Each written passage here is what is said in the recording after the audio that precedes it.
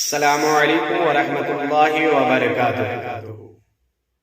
آئیے آج قوم سمود کے بربادی اور ذلت و رسوائی کی واقعہ سنتے ہیں کہ جب وہ حضرت صالح علیہ السلام کی باتوں کو ٹھکرا دیتے ہیں اور ان کی تکذیب کرتے ہیں تو کس طرح سے اللہ رب العزت اپنے پیغمبر کو اور اپنے پیغمبر کے ماننے والوں کو اپنے عذاب سے محفوظ رکھ کر کے قوم سمود کو تباہ و برباد کر دیتے ہیں۔ قوم عاد کے ختم ہو جانے کے بعد اللہ رب العزت نے قوم سمود کو بسایا۔ اللہ رب العزت نے اس قوم کو طاقت بھی دیا، قوت بھی دیا، مال بھی دیا، دولت بھی دیا، اور اس قوم کو اللہ رب العزت نے بہترین کاریگری سے بھی نوازا، ہنرمند بھی بنایا۔ یہ اپنی بہترین کاریگری اور صنعتوں کے ذریعے سے پہاڑوں کو تراش تراش کر کے خوبصورت گھر اور محل بناتے تھے۔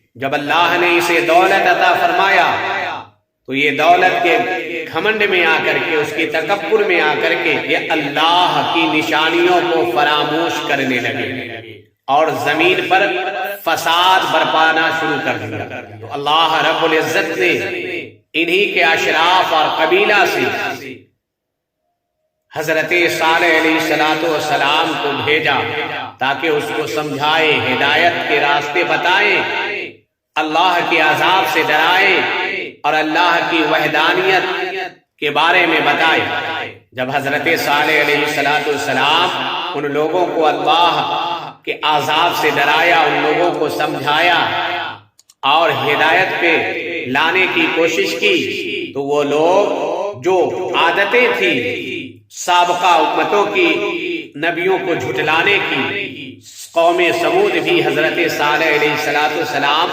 کی تکذیب کر دی اور کہنے لگی کہ ہم تو تمہیں ہوشیار سمجھتے تھے اور دانا سمجھتے تھے، دانشور سمجھتے تھے۔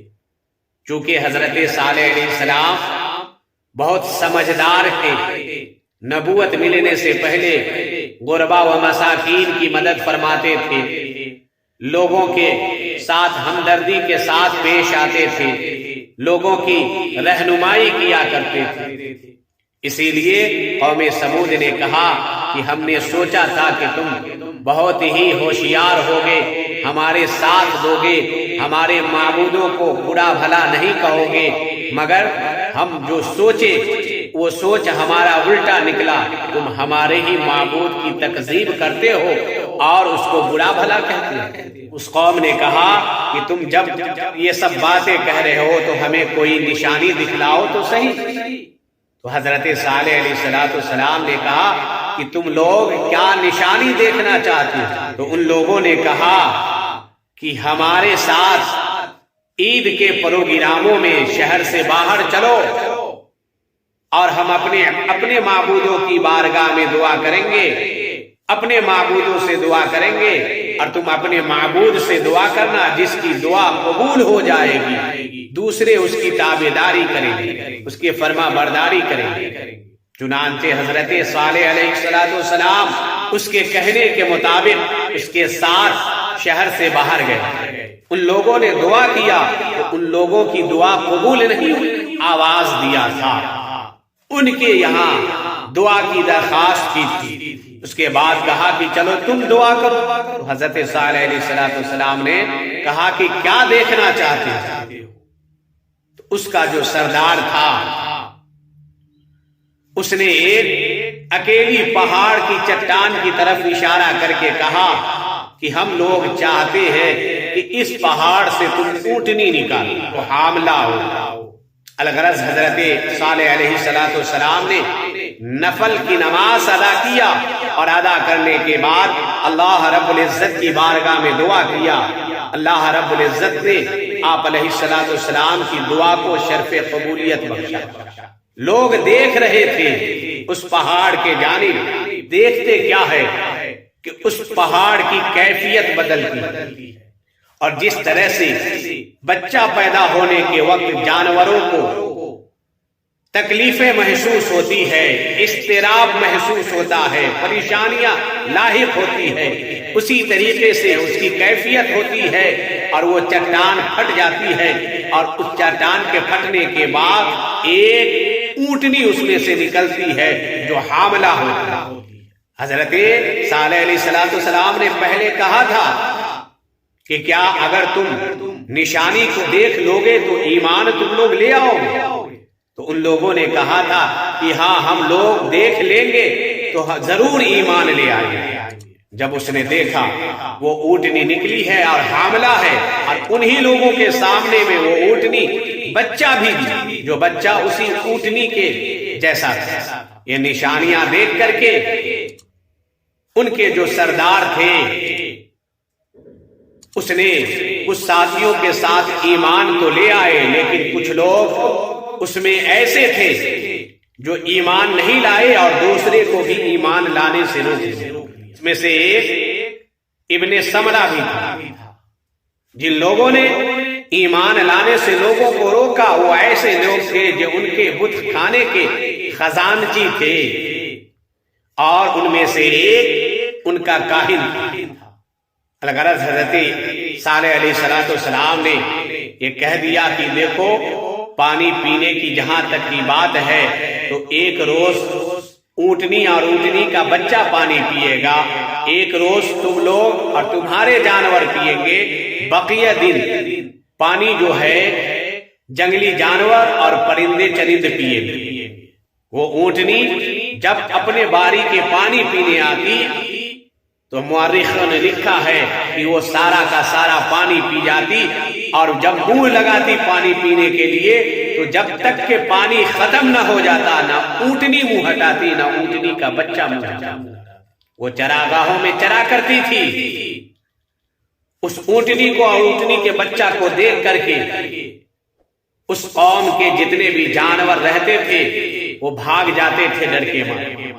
لہذا ان لوگوں نے جب یہ دیکھا، ان لوگوں کے سامنے یہ مشکلیں آئی کہ ہمارے جانور چرتے نہیں ہیں، اس کے پیٹ بھرتے نہیں ہیں اونٹنی کے ڈر سے، تو ان لوگوں نے ارادہ بنا لیا کہ اس اونٹنی کو راستے سے ہٹا دیا جائے تاکہ ہم لوگ اس مصیبت سے نجات پا جائیں۔ حضرت صالح علیہ السلام نے کہہ دیا کہ اگر اس اونٹنی کو تم لوگ غلط چیز میں مس کرنے کی کوشش کرو گے تو تم لوگوں پر اللہ کا عذاب آ جائے گا۔ لیکن ان لوگوں نے تو من بنا لیا تھا کہ اونٹنی کو راستے سے جب تک ہٹائیں گے نہیں تب تک ہمارے جانور صحیح سے چریں گے نہیں، اس کا پیٹ بھرے گا نہیں، یہ ٹھان لیا تھا ان لوگوں۔ اور حضرت صالح علیہ السلام نے بتا دیا تھا کہ اگر اس کے ساتھ کوئی غلط حرکت کرو گے تو تم پر اللہ کا عذاب آ جائے گا۔ یہ اونٹنی اس قدر دودھ دیتی تھی کہ وہ لوگ پیتے بھی تھے، اور اس اونٹنی کا دودھ اپنے برتنوں میں بھر کر کے گھر لے جاتے تھے۔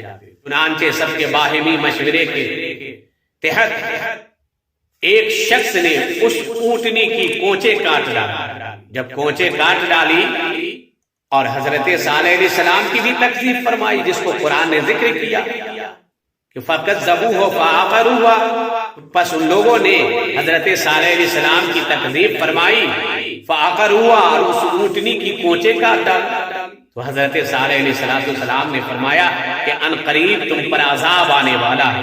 ان لوگوں نے کہا کہ ہم لوگوں پر جو عذاب آئے گا وہ کیسا عذاب ہوگا؟ حضرت صالح علیہ السلام نے کہا کہ تم لوگ 3 دن تک اپنے گھروں میں رہ کر کے نفع حاصل کر لو، 3 دن کے بعد اللہ رب العزت کا عذاب تم پر نازل ہو جائے گا۔ ان لوگوں نے کہا کہ وہ 3 دن ہم لوگوں پر کیسے گزریں گے؟ تو آپ نے فرمایا پہلا دن تم لوگوں کا چہرہ زرد ہو جائے گا، دوسرا دن سرخ ہو جائے گا، اور تیسرا دن کالا ہو جائے گا۔ بہت تفصیل میں وہ واقعہ ہے لیکن میں مختصراً بیان کر رہا ہوں۔ جب 3 روز گزر گئے تو اللہ رب العزت کا عذاب آیا، جس کو قرآن نے ذکر کیا ہے، بڑی تفصیل کے ساتھ بیان ہے کہ وہ عذاب کیسا تھا۔ زلزلہ کا عذاب تھا۔ اس طریقے سے اللہ رب العزت نے ان قوموں کو برباد کر دیا، تباہ و برباد کر دیا، رسوا کر دیا، ذلیل و خوار کر دیا، دھسا دیا، اور اللہ نے اپنے پیغمبر اور اپنے پیغمبر کے ماننے والے، ان پر ایمان لانے والے، ان کے ساتھ رہنے والے کو محفوظ رکھا۔ اس سے ہمیں قدرت کاملہ کا پتہ چلتا ہے کہ اللہ رب العزت جسے چاہ لیتا ہے اسے آباد فرما دیتا ہے، محفوظ کر لیتا ہے، جسے اللہ چاہتا ہے برباد کرنا اسے پل بھر میں تباہ و برباد کر کے رکھ دیتا ہے۔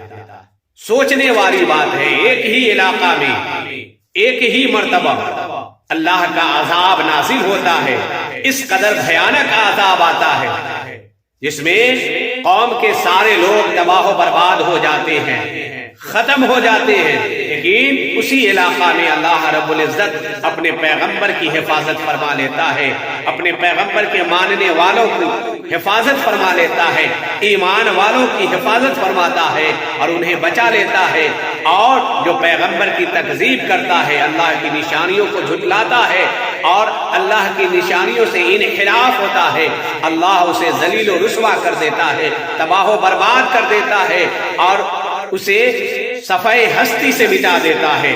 مگر اللہ اپنے بندوں پر آنچ تک نہیں آنے دیتا ہے، ایمان والوں پر آنچ تک نہیں آنے دیتا ہے۔ تو ہم لوگوں کو اس واقعہ سے عبرت پکڑنی چاہیے، عبرت حاصل کرنی چاہیے، اور اللہ کے قدرت کاملہ پر بھرپور اور مکمل ایمان رکھنا چاہیے کہ اللہ رب العزت اپنے بندوں کے اکیلا نہیں چھوڑتا ہے، رسوا نہیں ہونے دیتا ہے، بلکہ اللہ رب العزت جب مومنوں اور ایمان والوں کے خلاف کوئی آوازیں اٹھتی ہے اور کوئی ان کو دبانے کی کوشش کرتا ہے تو اللہ رب العزت ایمان والوں کی مدد کے لیے کوئی نہ کوئی سبیل اور راستہ نکال دیتا ہے۔ وہ مالک حقیقی ہے، وہ پروردگار ہے، وہ خالق کائنات ہے، اپنے بندوں کو تنہا نہیں چھوڑتا، اپنے نبی کے چاہنے والوں کو کبھی ذلیل و رسوا نہیں ہونے دیتا، بلکہ اللہ رب العزت اس کی حفاظت فرماتا ہے۔ ہمیں چاہیے کہ اس رب پر ہمیں پورا بھروسہ ہونا چاہیے۔ من یتوکل علی اللہ فہو حسبہ، جو اللہ کی ذات پر بھروسہ رکھتا ہے اللہ رب العزت اس کے لیے کافی ہے۔ اس لیے ہم لوگوں کو چاہیے کہ مصائبوں سے نہ ڈریں، وقت سے نہ ڈریں کہ وقت ہمارے ساتھ کس طرح پیش آ رہا ہے، بلکہ اللہ کے ذات پر بھروسہ رکھے۔ انشاءاللہ جس اللہ نے پیدا کیا ہے اور جس اللہ نے اپنے محبوب کے دامن کرم سے وابستہ رکھ رکھا ہے، وہ اللہ رب العزت ہی ہے جو ہماری مدد فرمائے گا اور ہماری حفاظت فرمائے گا۔ اسلام تیری نبض نہ ڈوبے گی حشر تک، تیری رگوں میں خون رواں جاریہ۔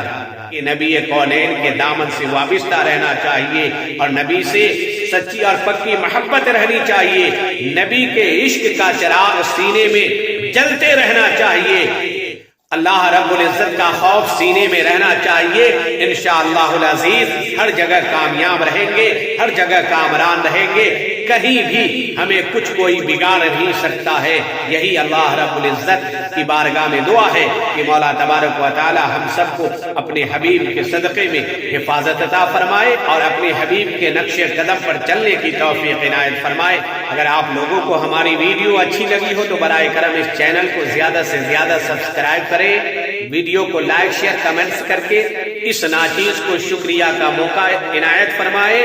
پھر ملاقات ہوگی اگلی ویڈیو میں۔ خدا حافظ۔ آفاق میں پھیلے گی کب تک نہ مہک تیری، گھر گھر لیے پھرتی ہے پیغام صبا تیرا۔ السلام علیکم ورحمۃ اللہ وبرکاتہ۔